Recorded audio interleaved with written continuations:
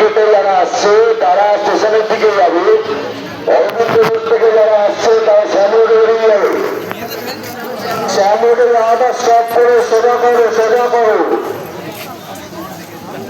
এই অবস্থায় মায়ের কাছে মনস্কামনা ও প্রার্থনা নিয়ে দণ্ডি কাটতে কাটতে মায়ের সামনে আসছে, সেখানে কোনো কিছু মায়ের দিকে ছোড়া মানে তাকে অপমান করা, তাকে আঘাত করা, এটা কখনোই গ্রাম্য নয়। আপনাদের থেকে অনুগ্রহ করে মাকে স্মরণ করুন, প্রণাম করে মনস্কামনা জানিয়ে এগিয়ে চলুন। কোনো কিছু মায়ের দিকে ছুড়বেন না।